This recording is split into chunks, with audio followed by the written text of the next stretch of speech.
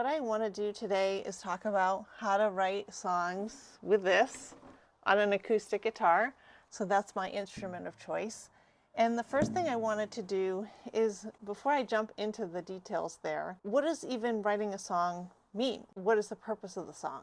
For me, writing songs is about sharing an emotion and telling a story. So those are the things, for me, that's what songwriting is. It isn't just creating a song and hearing it on the radio or making a pop song. That's not the purpose. The purpose is to communicate a message and tell a story. If you are interested in this type of songwriting, I hope that you'll stay tuned, and I look forward to sharing more about how to make it happen for you.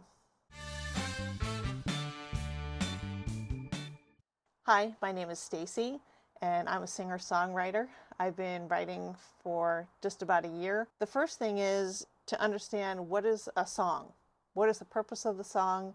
And for me, writing songs is about getting an emotion out and communicating that through a story.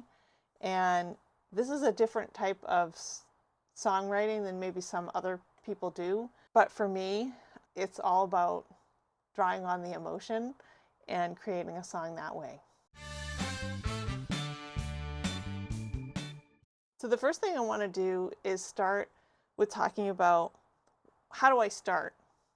And the first thing is, you need to have some sort of instrument. And for me, I use this Cordoba acoustic guitar with nylon strings. For me, this is just what I have at this point in time as my favorite instrument. I've also played ukulele, so you can use that pretty easily too. And what I'm going to talk about today, you could use a ukulele and achieve the same results. The reason I like a guitar or a ukulele is because you can take it anywhere, and it's portable. You can just pick it up and start playing, and there's really not too many limitations to that. You can get rhythm and melody out of your guitar, so you also are able to play the guitar and sing at the same time. So it's really important to be able to put an entire song together while you're using your instrument. And whether you have a specific genre in mind for your song, you can start it on an acoustic guitar or any other type of guitar, and then move that to other types of instruments. And whether you want to sing folk songs, that's sort of my niche where I've landed, and whether you want to do a rock song or a pop song, if you can create the song, you can move it to an electric guitar or a piano or any other instrument. But seems like a lot of singer-songwriters tend to use this as one of their primary instruments. Taylor Swift, Billie Eilish, and Niall Horan, and Ed Sheeran, the list goes on. So there are many people who this is their primary way to write songs. The last thing is, the sound that you get out of a guitar is sort of unique. It allows you to get more emotional depth for your songs, especially if you want to write emotionally gripping songs or things that will come across as more emotional. It's a great instrument. So a question you might have is, why should you listen to me about learning how to write songs and get them recorded and released? Well, I have written over 100 songs this last year. I've participated in a 90 song in 30-day challenge. I have released more than 10 songs to Spotify and YouTube.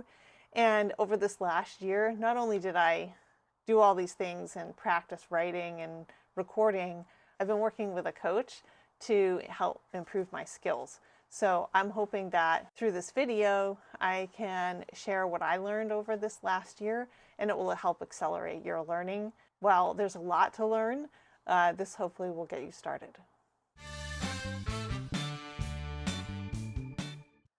The things that you need before you start songwriting, the very first thing you need is an instrument. You need a ukulele or a guitar or some other instrument. And if you're going to be writing songs with lyrics, you really need to have an instrument that you can sing and play at the same time. So if you decide to go with a keyboard or something else, that is totally fine, but you need to be able to do both things at the same time. You need to bring an attitude of fearlessness, because as you start writing, you want to be able to overcome your emotional fear of sharing these songs. And so that's a big element when you start writing. You need to, when you sit down to write a song, you're going to need to think about, what is the song about?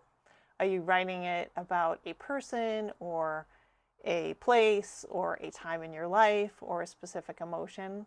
Whatever the thing is, you need to have that in mind when you sit down to write the song.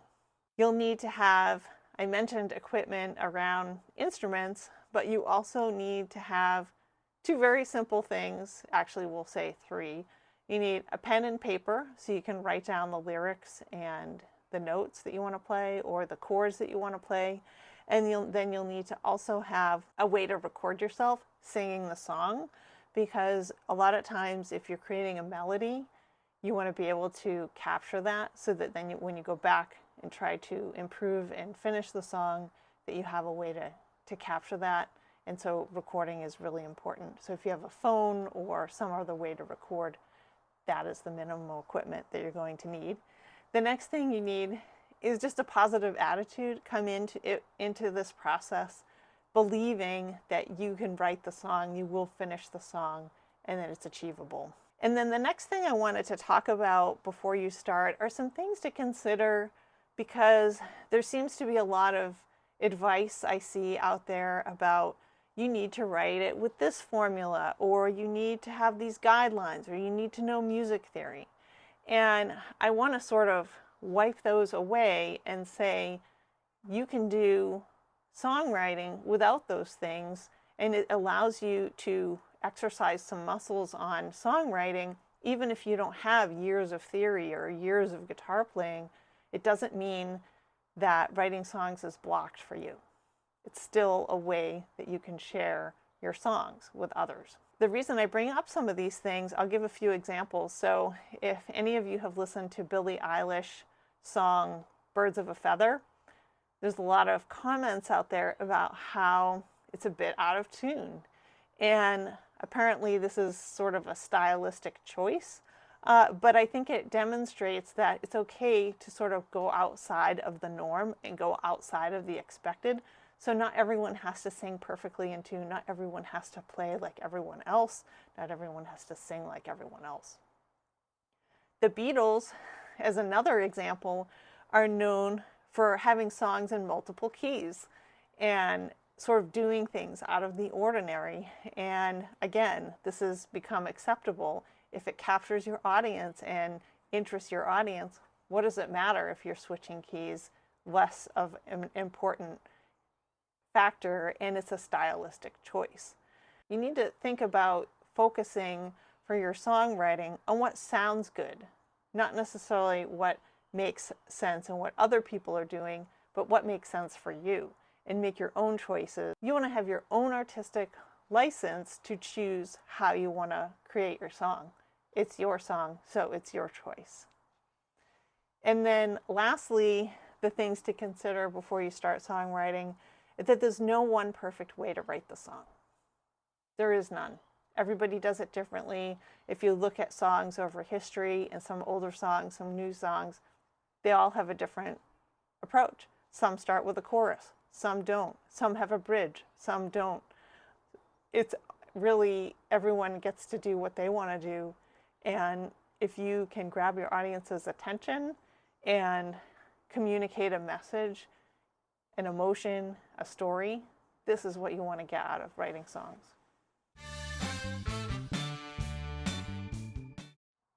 You need just a quiet place that you can sing and play and not feel embarrassed about singing and playing. So whether, like for me, I like to sit outside on this patio. Even in winter, I will come out here and sing and play. It doesn't really bother me too much. We have a heater out here. So whatever space works for you. You can even go to a park or something like that if you just don't want to be in your home. And then you just need a little bit of time. I recommend 15 to 20 minutes to sit down to work on your song so you don't feel overwhelmed. You may feel like you need to sit down and write a whole song in one sitting, and often that isn't how it comes out the best. You need to get some ideas on paper and get started, but then you can take that and then evolve it over time. So it's just finding those initial seeds is where you want to start with your songwriting.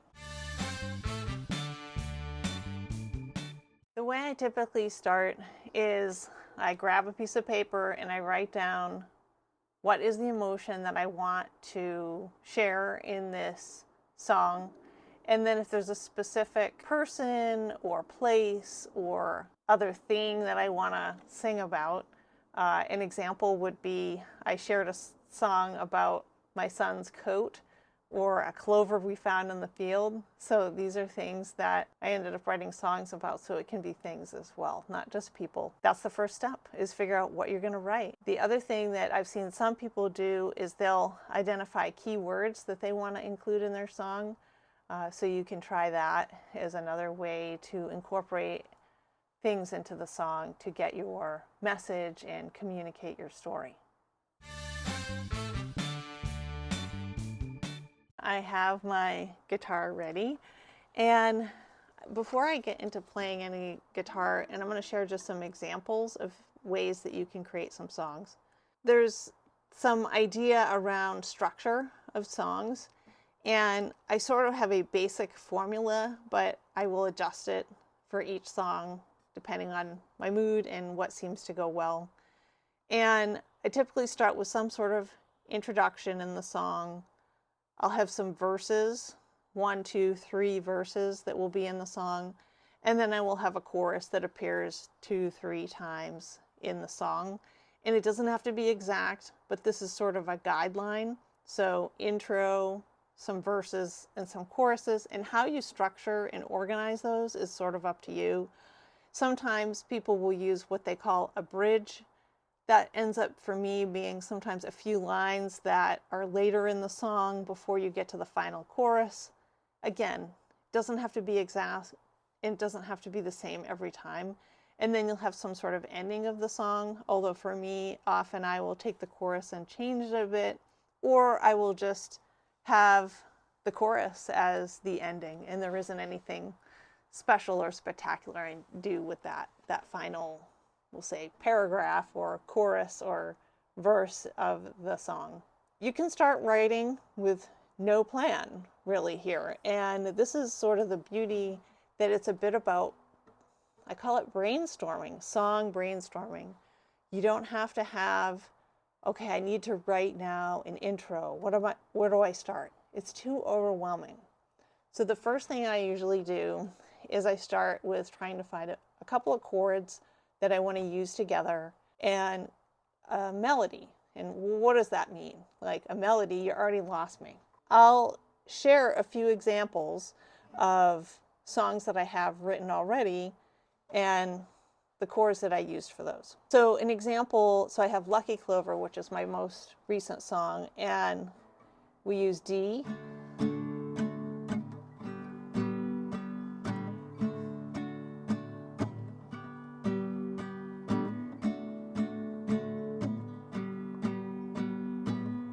Lucky Clover, bad times are over. So that gives you an idea of just 2 chords that I'm using back and forth to sing the song. And that's just a part of the song, but it gives you a sense of, you can just la la la la la la la la la la la la. So you can come up with some sort of, I call it doo-wop or la-la-las, and that's how you start your song. And you say,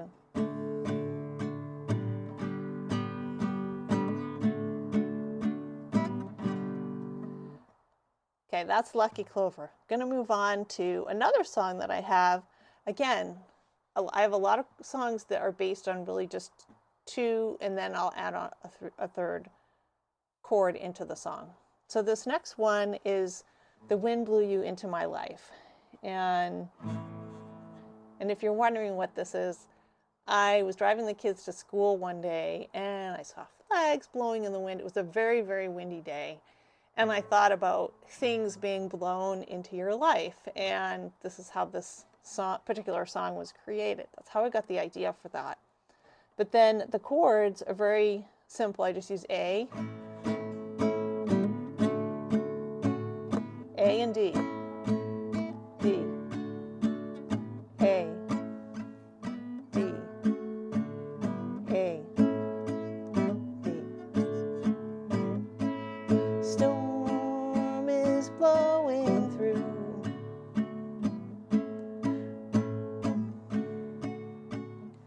And then the song goes on and it tells a story about the storm and wind, etc.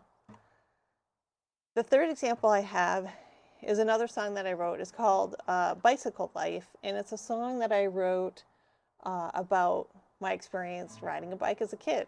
Who hasn't had a fun experience riding a bike? So this song is D, and I played this particular one a little bit different on how I do the strumming, but it doesn't matter. You can do it the same. Keep it simple, right? If you know how to strum one way, do it like that, just a simple strum.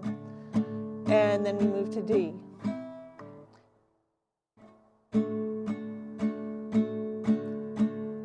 D, C,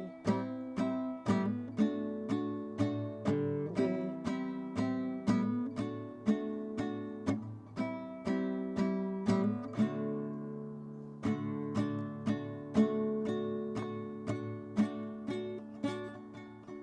a couple different ways to play this. La, la, la, la, la, la. You'll notice that the way the strumming I'm doing in the chords, part one layer of the song. Then the other layer is going to be the words, and then you're going to have what you're singing.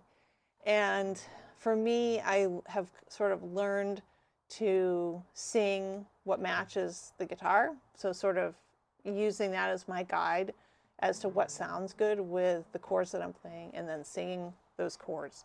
So I don't have a formal structured training in music.